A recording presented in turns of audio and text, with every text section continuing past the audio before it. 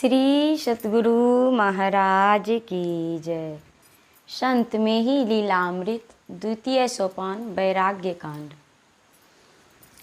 मन भरी कूप निमज्जन कीन्हा, क्षुधा पिपास जलांजलि दीन्हा। पुनि धीरज धरि गवनत भयउ, किरण करसी दिन मनि चली गयउ। पुनः कुएं के पास जाकर इच्छा भर स्नान किया और भूख प्यास को जलांजलि प्रदान की। फिर वहाँ से धैर्य धारण कर परस्थित हुए। दिन ढल रहा था। सूर्य देव अपनी किरणों को समेट अस्ताचल की ओर चले गए। घाम पिपास भूख मिली भाई, अचल हेत तन विवश कराई। डक बंगले एक कूप समीपा, बैठे उजाई तहाँ कुलदीपा। गर्मी और भूख प्यास ने मिलकर तन को विश्राम देने के लिए बाध्य कर दिया। एक डाक बंगले के कूप के समीप आप बैठ गए। जब कछु काल लिए बिलमाए, सलिल हेत सज्जन इक आए। तेहि सोले जल पात्र सुआमी, किए निमज्जन सतपथगामी। जब कुछ समय आपने वहाँ बैठकर विश्राम किया, तब वहीं के एक चपरासी सज्जन जल भरने के लिए कुएं पर आए। आपने उनसे रस्सी बाल्टी मांगकर स्नान किया। बड़ी इच्छा पुनि कै जल पाना, डक बंगले दिसी कीन्ह पयाना। बैठी ओसार करन विश्रामा, जब लगते आए ते ही ठामा।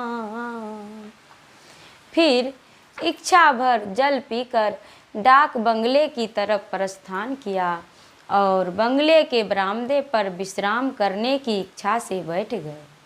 तब तक उक्त सज्जन जल लेकर वहां आ गए।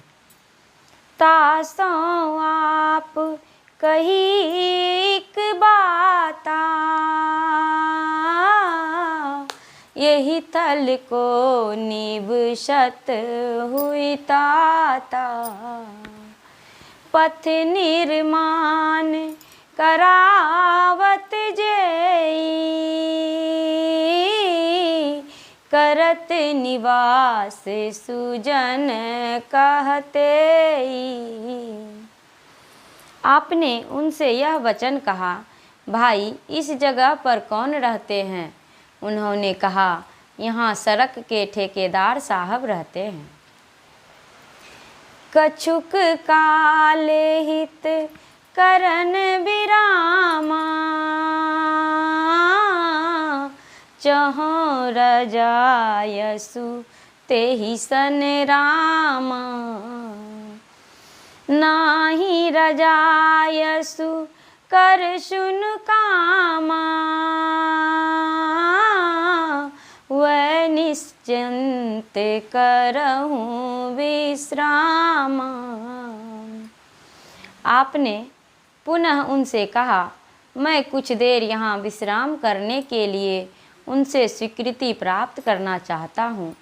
उक्त सज्जन ने कहा, सुनिए, स्वीकृति लेने की कोई आवश्यकता नहीं है।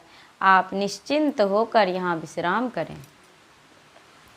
श्रमित आप निद्रा चली आए,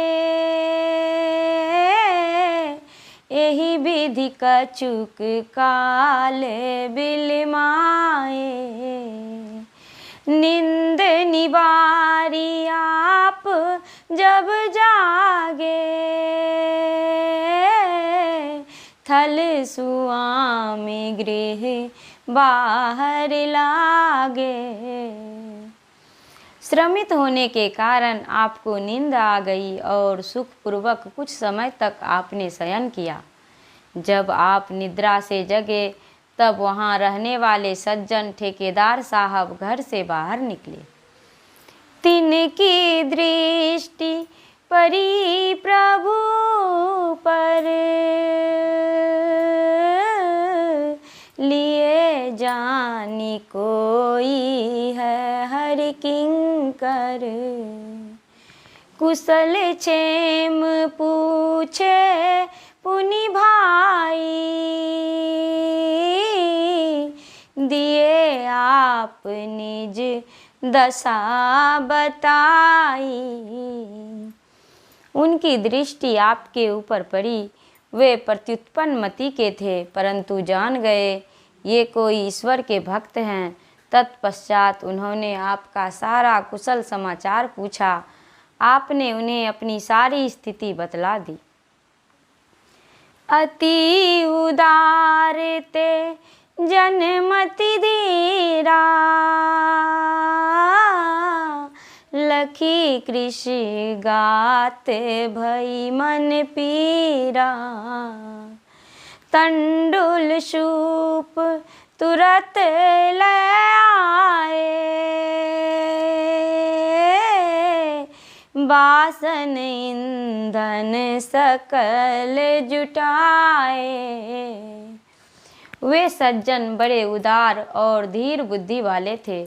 उन्होंने अन्न जल से रहित आपके दुर्बल शरीर को देखकर बड़ी व्यथा हुई।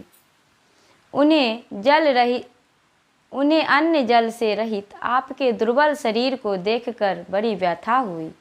उन्होंने सारी सामग्री, चावल, दाल, बर्तन और जलावन आदि लाकर आपके सामने प्रस्तुत कर दिया। पुनि कह भोजन लेहूं बनाई,